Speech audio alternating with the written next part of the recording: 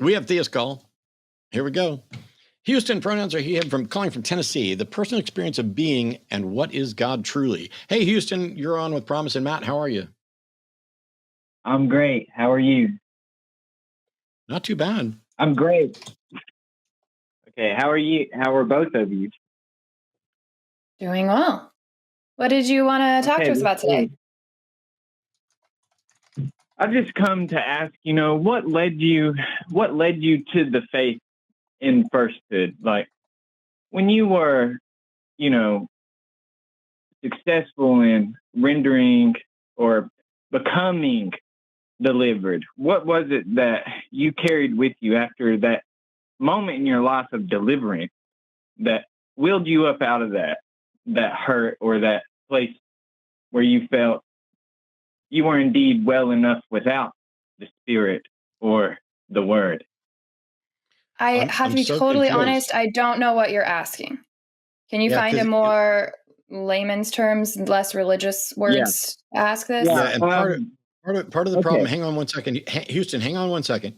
Part of the problem is that I thought you were leading to a question of how did I become a Christian in the first place? And then it got to what delivered me out of Christianity. And so the two quick and easy answers, and the two quick and easy answers for that are, I walked down the aisle at the age of 5 and accepted Jesus into my heart. And then I was an active member of the church and got saved or rededicated my life a number of different times up until I was an adult. And then it was an attempt to be the best Christian I could be because I thought God wanted me to be a preacher. And so I went out and investigated, and I found that I did not have good evidence or good reason for any of my religious beliefs. And I had no choice but to no longer believe those things because belief isn't a choice. Promise's story is different, but I want to let you reframe your question because my answer is easy and that. So what's the question reframed? Okay, reframed is when you were in a dark place in your life and had the Word, believed, what was it that come to you in yourself or in your life when you prayed, when you worshiped, that delivered you out of that darkness in your life, that made you want to stay with God? That kept you up. I think you're trying to ask. First of all, you didn't ask either of us if that ever happened for us, because I don't know if I don't know if Matt ever experienced that. I did have times I suffered from severe panic attacks, and of course I would always pray, and sometimes my prayers would be answered. Then I would kind of recover faster, I guess, from a panic attack. A lot of that was because I would go sit in a closet and play music over and over and over again, worship music, to try to soothe myself. And it was removing myself from whatever situation I was in that kind of helped with the panic attack. I can do the same thing now, but I can play better music. I'm still answering your question if you want to hear the whole answer. And so sure, lots of things like that. But the amount of times that I prayed to God when I was feeling what you're calling darkness, but what I can tell you was a mental health issue, or, like I said, a panic attack, or even a physical health issue. The amount of times I prayed and nothing happened was a lot more. And the amount of times I prayed and it got worse was also more than the amount of times I felt better from that. So that was actually a big part of what helped me get the courage to start asking questions, because religion wasn't answering the problems that I had at all. And I kind of had nothing to lose at that point. I don't know what Matt's story is, but now I don't find that those things are nearly the same struggle. My OCD is under manageable control now because I've been able to sit down with a professional. I don't feel so overwhelmed because I don't have this fear of hell looming over me. I don't have a fear of demons anymore. A lot of stuff went away when I stopped believing. So you don't have the fear of being in reverence, so that you're not in, the faults of sin, right? Yeah. No, I don't know what you just said, so I can't agree or disagree. It really helps the body. It does, especially when knowledge is directional. It's very directional.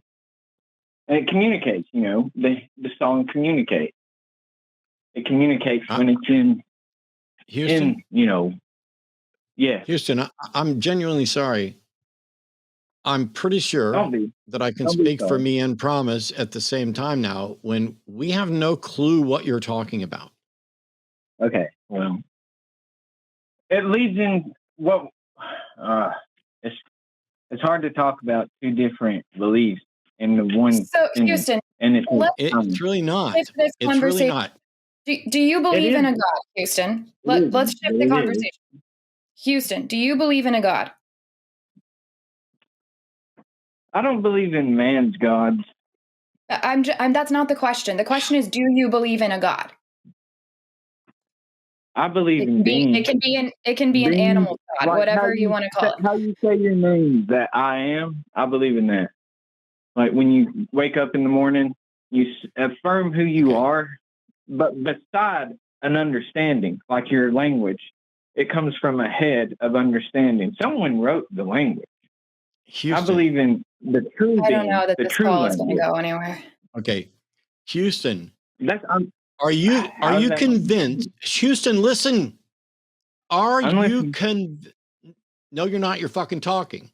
Are you convinced that a being that we would identify as a God actually exists in reality?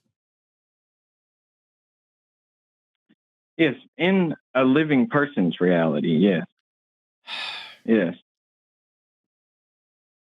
But how do you know that an independent, how do you know that this independent being exists? Because you don't have your reality and I have my reality. There's just reality. If we're not sharing a reality, I don't want to continue the conversation. We're sharing. Cool. Now, you think that there's a being, an agent, a thinking being that is a God, right? Yes, and it lives inside of you. Okay. I didn't ask for anything other than a yes or no. And every time you do that, it's going to make this more difficult. This is why you find it difficult to have these conversations. I am moving us towards clarity so that you can make your point and we can understand it. So hang tight. I didn't ask where it lives. But if every thinking person vanished from the universe, would that God still exist? Only if it was the people. Only if it was the people, because it's not just you. It's in a symbiotic relationship with the greater self. Houston, that's the earth. I'm gonna end this conversation because you do not have a cogent concept that you can actually relay or talk about. Yeah. Okay. Yeah. Thanks. Bye. Oh boy. Well, theists, you're not sending your best, are you? Where is this evidence? Oh. Yeah. This is it's okay. I mean, it's hey, I think there's a being, but it lives inside of us. Okay, if we all disappeared, would the being disappear? Well, not if it was this. Okay, you don't know what you're talking about. And I don't understand how people can claim to believe something and not know what it is they believe. Yeah. Why? I believe there's a God, but I don't know anything about it.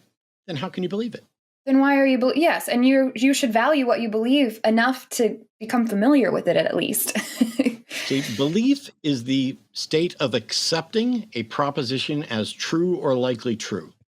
And so my question is, you're saying you believe something, but you cannot tell me what the proposition is that you believe.